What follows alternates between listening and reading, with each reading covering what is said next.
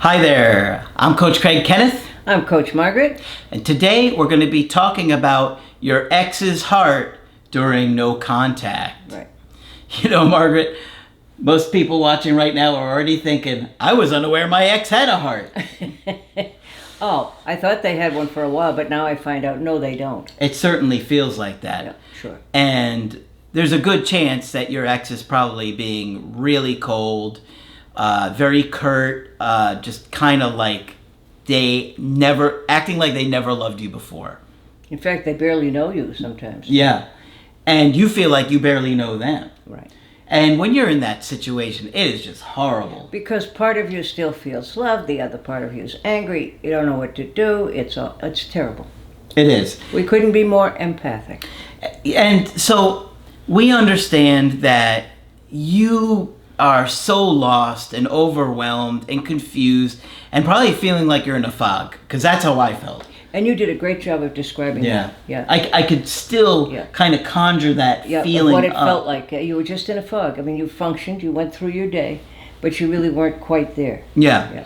And so when you're feeling that, and you're feeling like this fog-like state of anxiety, and you just keep going back and ruminating to your ex, like every few minutes, especially in the beginning. What if I hadn't said that? Yeah. How could they do this? Where are they at? What could I do to fix this? All these, it's like this endless carousel in your mind, right? Where you just can't stop thinking about things. And then our little friend, the critical inner voice, comes into it and says, you messed this up. And then you've got all the chemicals being released in your body, and you're completely overwhelmed. You're angry, but part of you wants to get them back, and So it's so confusing to figure out what's going on with your ex. And we say it every video. Every relationship is different. Every breakup is different. So not all of the videos will be specific to your situation. Of course, that's why we do coaching, and we'll be happy to talk to you about your situation. Yeah, we're speaking in generalities now. But this is what we see often. And, you know, when you're in that state in the beginning, particularly those first few weeks, and you're just trying to gather information, and you're thinking about these things that they're telling you. Maybe sometimes you've got, you know, some interactions going on still, or you're living with them still, and you're just like trying to figure out I don't understand this person. And, you know, I think there are a few cases where people really struggle with understanding their ex, but we'll get to that in a minute. But you know, having those chemicals being released in your brain, it's almost like you're going through a drug withdrawal. It is. Literally the same parts of your brain light up. Yeah. Maybe I should have said like a legal substance withdrawal. You know what I mean? Yeah. But it is a drug withdrawal because your body stimulates the same parts of the brain as cocaine. Yeah. And it causes you physical pain, right? And stomach upsets. Everybody complains about stomach upsets. Oh boy, let me tell you, that was one of my worst. I do remember. You've heard me joke about it probably since the first video I put out about having diarrhea at 4 o'clock in the morning, 5 o'clock in the morning. Yeah. Oh, my body just gets so overwhelmed with anxiety in like my digestive system that I can't eat. It's just horrible. And it may be that that's one of the reasons why most people can't eat, but you're going to try because you made a plan. Right? Yeah. So, understanding what your ex is going through is so confusing because they're going to present to you probably anger, maybe even hostility, coldness, leave me alone, I don't want to talk about it, I don't want to see you, no, I don't want to see you, no, I don't want to talk about things. And a lot of times, that's how they're presenting in the beginning, don't you think? Yes. Yep. But down the road a little. That changes, sure. But Margaret, why do you think that they have these walls up so much in the beginning? Because let's remember, they're experiencing the loss too. And of course, we don't, off the top of our heads, usually know what people's losses are. But if you've had many losses, even though you initiated the breakup, you're going to feel all of the loss and all of the pain, and there's just no way around it. Okay? And anger is some help for a while. If you get angry enough, you feel a little better. But that's going to subside eventually back to sadness, which is what's underneath it all. Yeah. So your ex is going to be experiencing a lot of different emotions. Yeah. Obviously different based on what was going on in your relationship.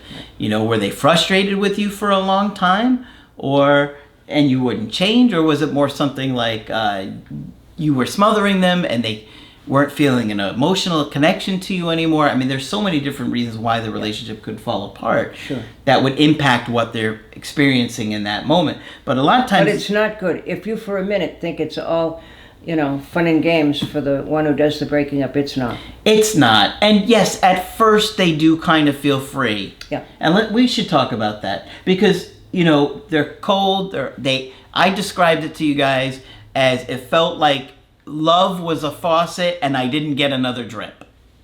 That's a good way to put it. I mean, that's what it felt like. Like the person's love felt like a faucet. Psh, stop. Not another drip came out of them. And it is like, who are you? How are you even the same person? It kind of feels like your mother stopped feeding you. Yeah. That would be the ultimate bottom line. But that's about what it feels like. Yeah, the tap was shut off. So I think there are a few different cases where people really struggle to understand their ex. Yeah. And I thought it would be important to talk about this because I think that people that have had a lot of inconsistent parenting and neglect and attachment issues, abandonment issues, I think they really struggle to understand their partner, especially in this time. Yeah. Maybe you could talk a little bit about it's that easy correlation. It's easy to look for logic, but there really isn't any.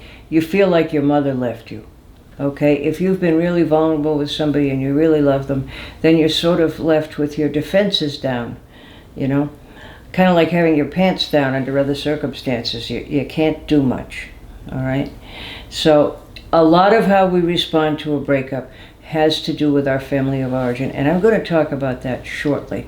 Yeah. Okay?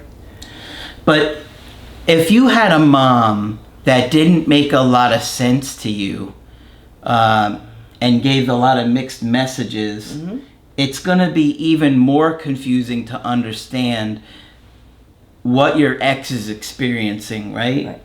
Right? Right, exactly. It's very difficult.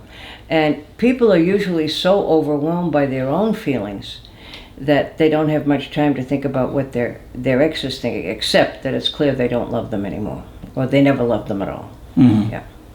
Yeah. And most of the first few days, for no matter what side of it you're on, is a matter of survival, and then you can think further. I think that even if you've had parents that were emotionally attuned and loving and really caring and affectionate and warm, breakups can still be very painful. Oh, yes. But when you haven't had your needs met in a lot of ways, then it just becomes... Then all that comes up with it. It's like every loss brings up every other loss, okay? Yeah. And occasionally I'll say to somebody, it sounds like your whole life has been like this, and they'll say, yes. Yes, it has. Now, Margaret, one of the things that you kind of see play out a lot of times is first you have this ex that's ice cold, mean, hurtful, but obviously in the inside they're not experiencing those same things. They're missing you. Yeah. Although they're not going to tell you that. They're not going to show you. So what we see a lot of times is that they are missing you. They are thinking about you. They do wonder where you're at and what you're doing. They do get separation anxiety and start to think that they're going to lose you and wonder if it was a mistake. The thrill of being free doesn't really last too long. A month or two would be about it. Depending upon the age. I think if you're younger, somewhere in your, like 21, 22, I think you're going to get more of a thrill going out and going out a little bit longer and doing those things. 'Cause that's your life task. Yeah, exactly. So, your ex is going to be experiencing a lot of emotions despite what they show you or they tell you. Now, one thing that we see a lot, Margaret, is the mixed messages. And boy, when that happens, you guys are just so confused. And I know. Blame you. Yeah, because I remember when it happened to me that I would get some mixed messages. It just, your world feels like it's upside down again, and it feels like it's almost like day one of the breakup again. Yeah, I'd like to meet you for coffee, and it all happens all over again. And you have got to stay emotionally centered. That is absolutely critical in every situation. And how am I going to do that? You got to really work on your attachment issues. Pat your cat. I tell rough-sounding men sometimes, if they don't have a stuffed animal, that they make them for boys now, and they need to get one, and they don't need to tell anybody they have it. But anything tactile that you can hug will make you feel better. Yep. Okay? You don't have to have a little stuffed daisy. You can get a soccer player, if that feels Whatever better. Whatever helps. you need to do to calm yourself Yeah. down. Because some of the upset is not coming from the present. It's coming from the past, from that little suitcase we all carry.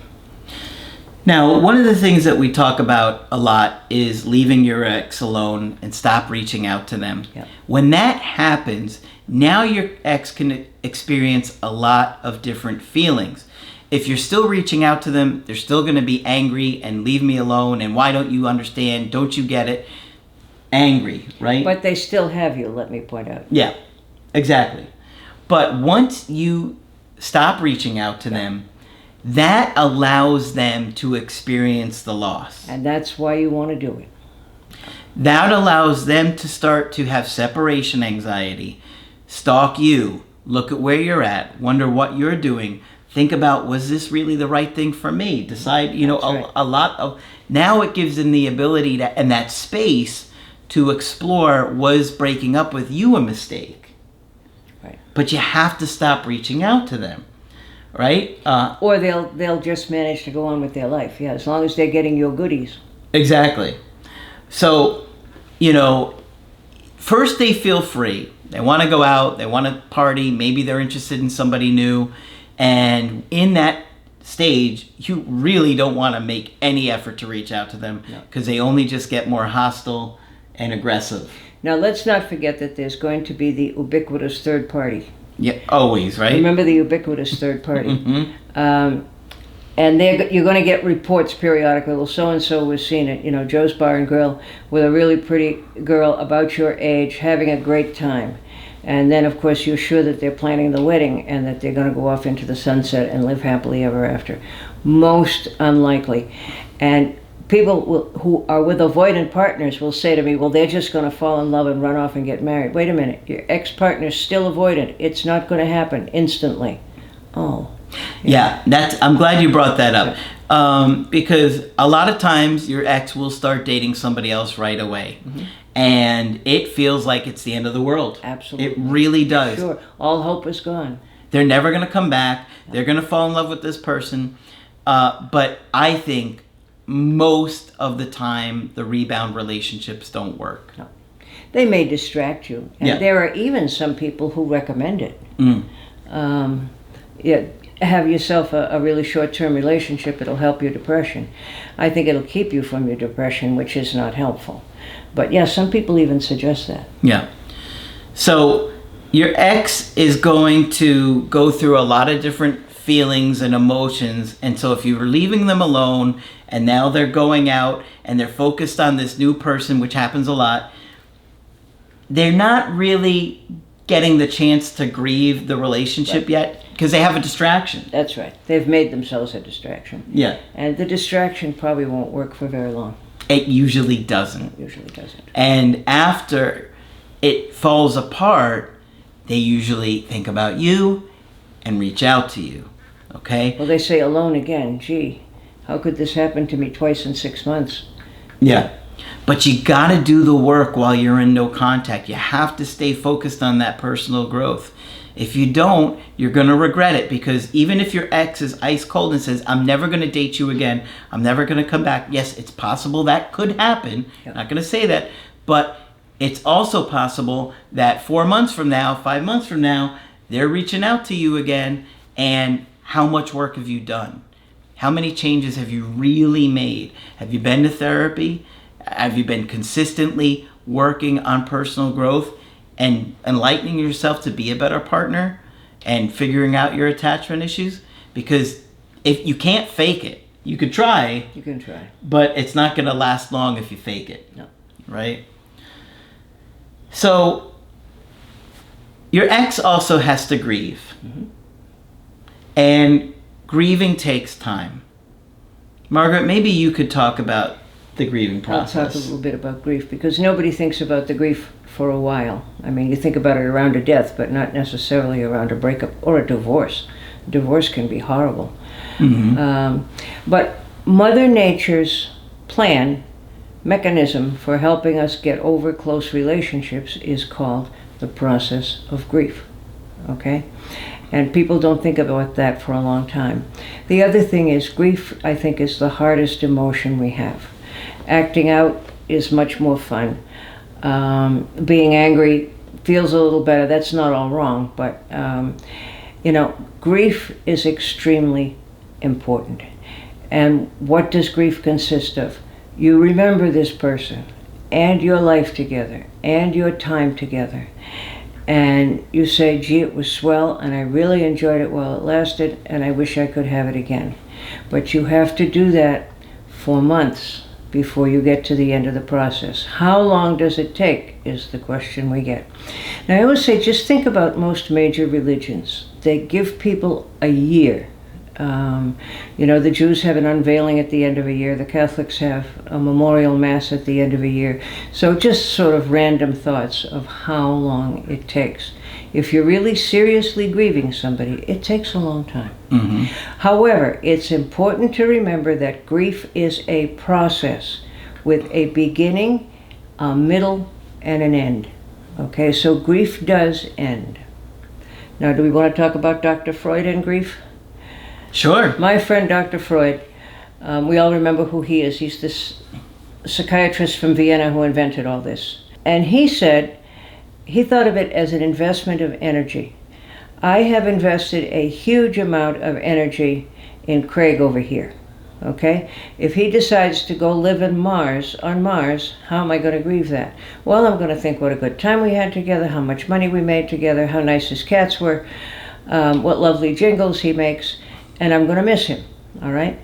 But you have to do that a whole lot of days before you're going to get to the end of it.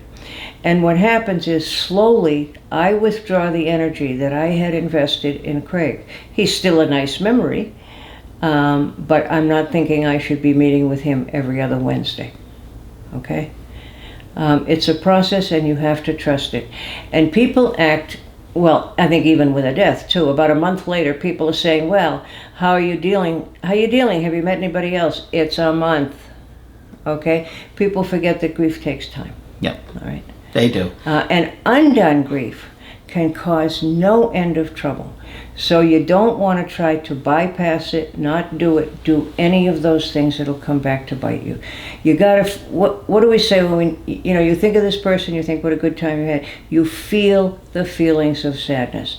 They're very difficult feelings to sit with, but you have to, okay? And if you have difficulty, a sad movie will do it every time. Help you sort of get in the swing of the feelings. So we want you to understand that your ex's feelings are going to change while they're not in contact with you. And there will be days that they miss you more than others. Yep. And maybe that's painful for you to hear. But it's the reality of the situation. There will be days where they miss you a lot and days where they don't miss you very much or not at all. Mm-hmm. And when you're the one that's been broken up with, that's devastating. But you have to kind of have a good understanding of what's happening in order to turn it around and fix it.